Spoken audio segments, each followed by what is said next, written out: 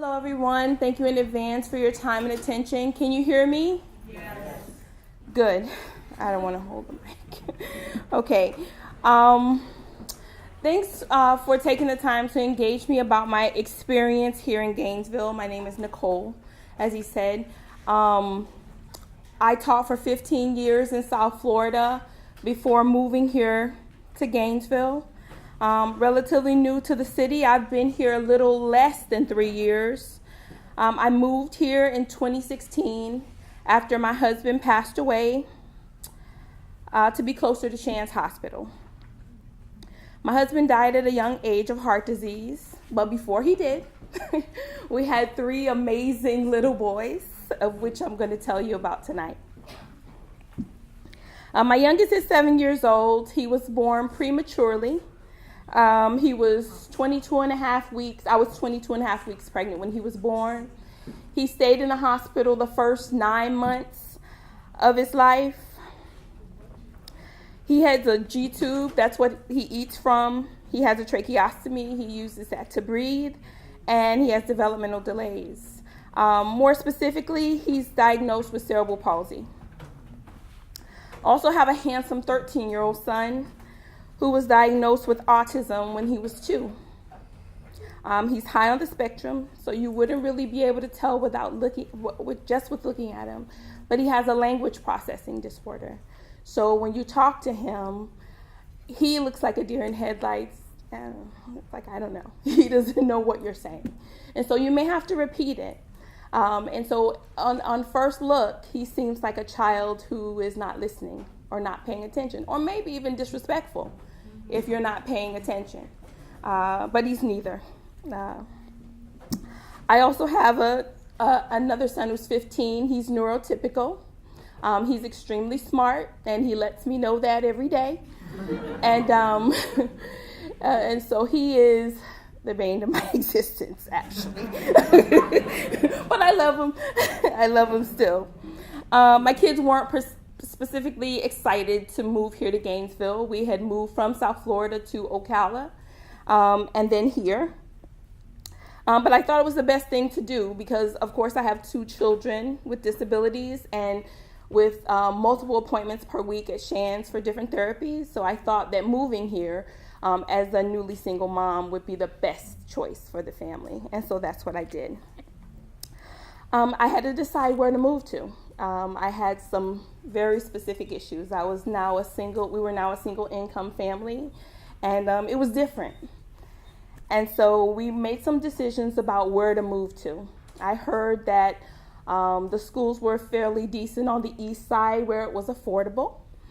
And so I was like, there were other brown bodies just like mine. And so east side was where I chose. So we moved to the east side, and, we were hopeful. Trying to navigate life, business, and school without Dad.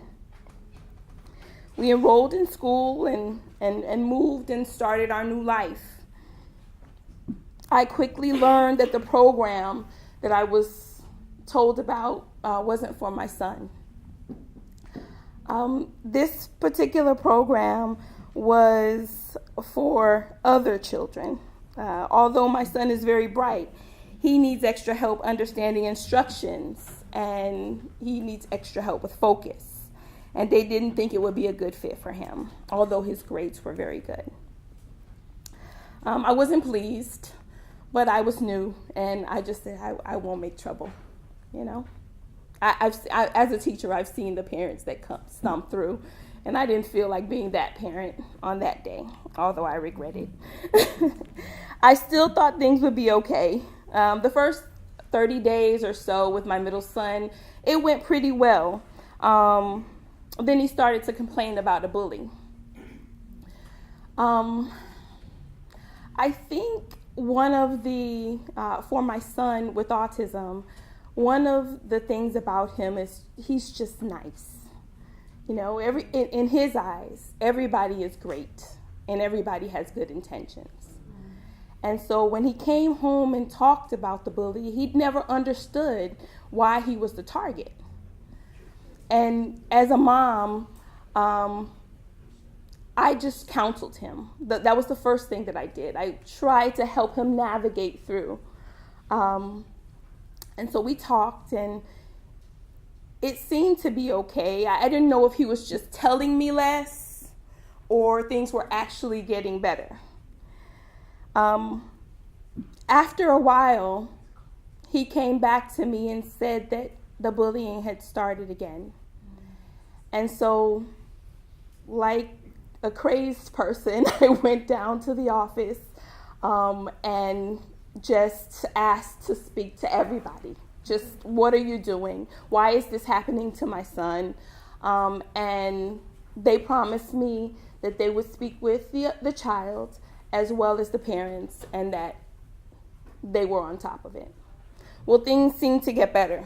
A couple of weeks went by. My son was happy. There was no complaints.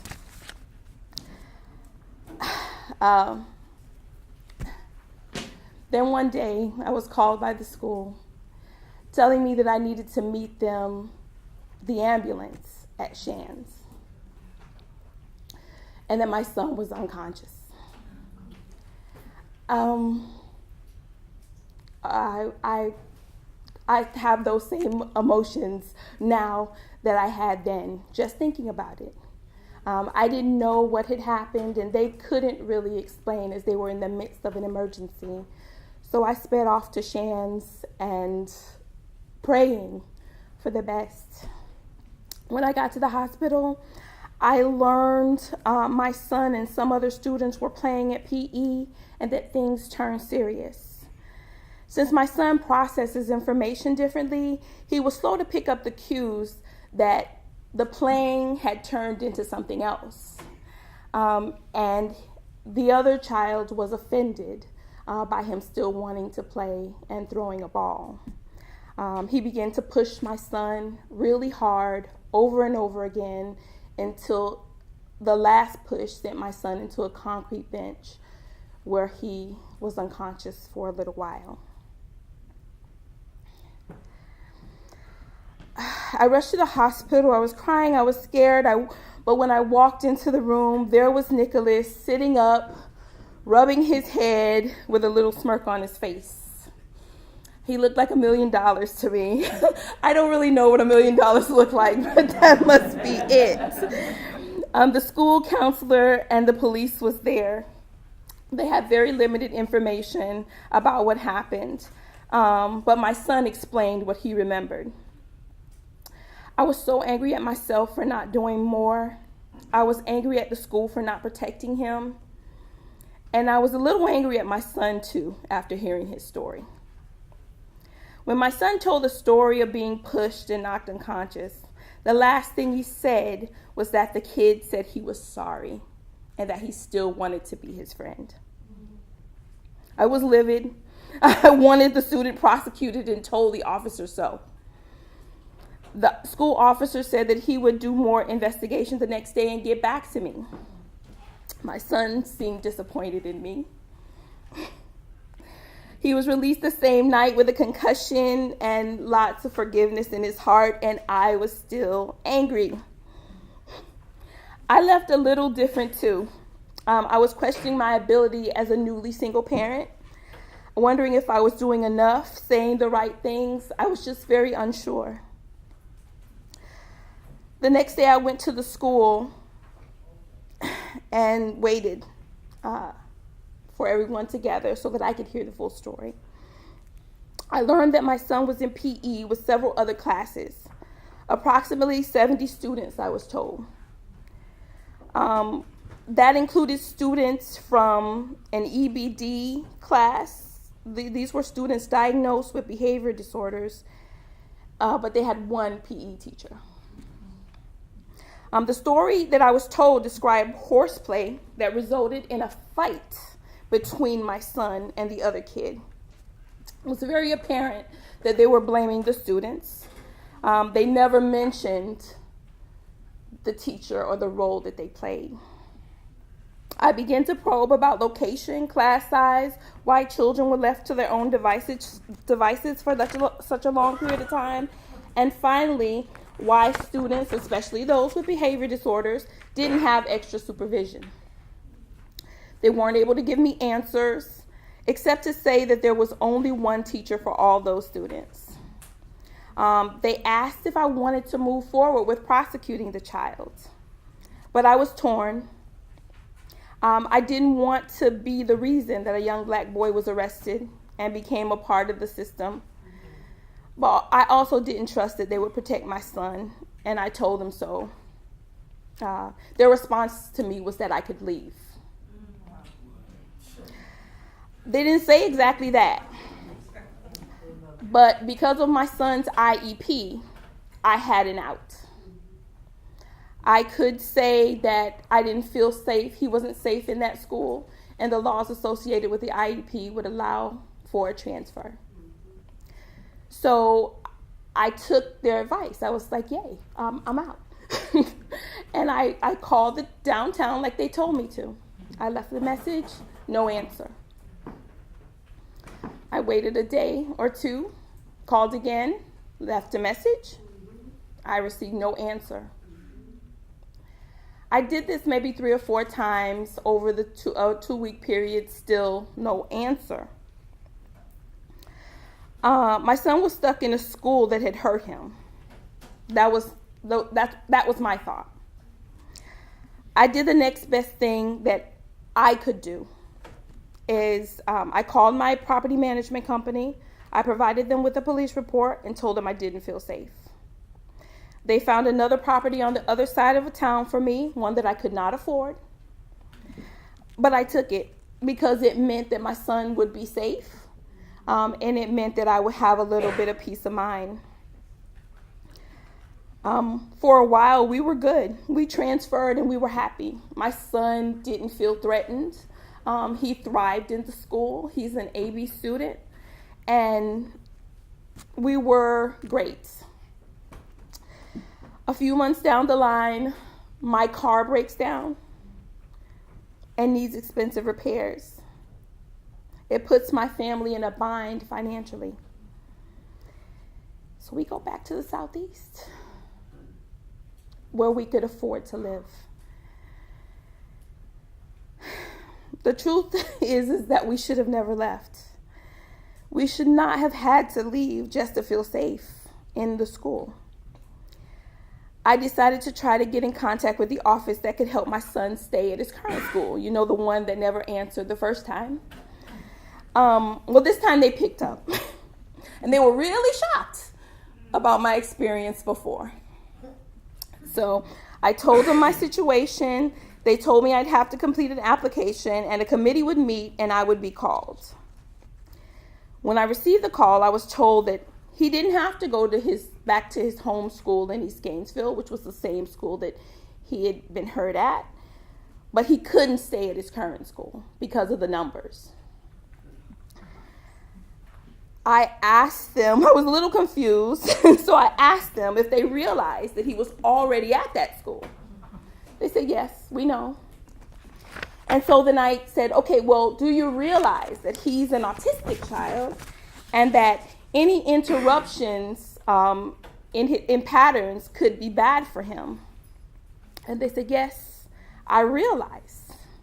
But what she forgot to say at the end of that sentence but we don't care. I was told in a very matter-of-fact way that those were my options and to call back and let them know my decision. Well, I decided to keep him at the school where he was without their approval. But that would mean that I would have to drive 64 miles per day to get him back and forth to school, costing me time and money that I don't have. But as a mom, his safety and happiness and progress means everything to me. So despite what it costs to my family, that's what I do every day. This encounter with the schools and employees left me stunned. I thought about all the parents. As a educator, a former educator for 15 years, I know the ins and outs of things. I know more than the average person. But still, I had this kind of trouble. And I just thought about other parents that really don't know, and the things that they might experience, or the ones that don't know that they have to persist. I was stunned by a couple of things, and I want to be very specific. When I questioned why there were so many students in the class, the adults in the room behaved as if they were helpless. When I say adults, I mean principals, counselors, the school resource officer, behaved like things were just the way they were, like they were helpless, like they could do nothing. No effort was made through PTA or budget changes to correct the problem of a 70-student PE class. Their solution was to send us away and to wait till the next incident occurs. And to my knowledge, this has happened over and over and over again. And it's not just my situation. What I want the administrators and for you guys to know is that our students, regardless of the school that they attend, deserve to be safe. They deserve to be in a classroom environment where they can learn, and we need to make sure that that happens. Not only the school administrators, but the community, the PTA, all of us. And we need to be vigilant until it gets better. When I went to the administration building for help, I got the same matter-of-fact attitude, like this is just the way things are. They never considered the needs of my child, the fact that, or the needs of my family. There were two issues here. Our family was suffering. It wasn't the school's fault that we were suffering, but we were. They didn't bother to look into that. They didn't bother to think about what we were going through. The second thing was that the fact that my child was disabled. That wasn't a consideration for them either. They were strictly by the book. This is the way it goes. It's numbers. We don't care about how your child fares in this. We need to meet our numbers. I felt like an outsider. In all of this, I never felt that I had a team, that we were working together to make things better for my child. With that experience, I was left thinking that parents should be treated with more respect and treated as a part of the solution instead of a part of the problem. I also thought about the boy who pushed my son and caused him to be hurt, and how he was likely not receiving the type of services or care that he needed either. I was glad that I decided not to press charges. And I thought that some students just need more. We as parents and stakeholders in the community need to make sure that they get it. My son, even though I was mad at my son for being nice, he had the right idea. This kid was no different from him, except that day he made a bad decision. And the best thing that my son could do was to show him love and kindness and forgiveness. It was something I couldn't do at the time because I was upset, but I learned that lesson later. And it brought me to a place where I decided to be a part of the solution. My status as a newly single mom of 3 black boys, my experience with the local school, as well as an educator, led me to create what I feel is a solution in Legacy Prep. Legacy Prep is a mentoring program and enrichment program.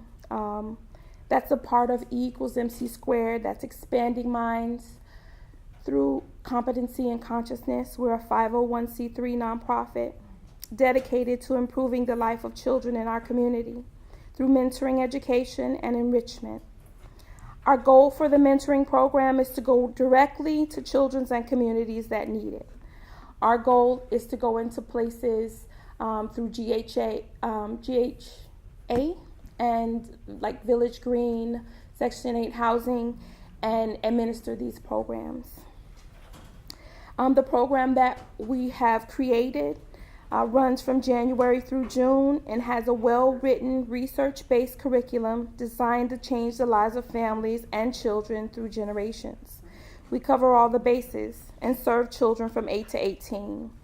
Our vision for Legacy Prep is to help our children navigate the complex world around them by providing a sense of family, high expectations of academic achievement, leadership, individual responsibility, and personal character, empowering them to progress effectively through grade school, college, and life. It's our vision that Legacy will develop Gainesville's next generation of leaders who operate with intention, service, and pride. Legacy Prep is a brand new organization. We are right now working hand in hand with Village Green to create after-school enrichment program, after-school enrichment and mentoring program at their facility. When I went to talk to them, she told me that I told her that this is exactly where we want to be. She said, nobody's ever said that.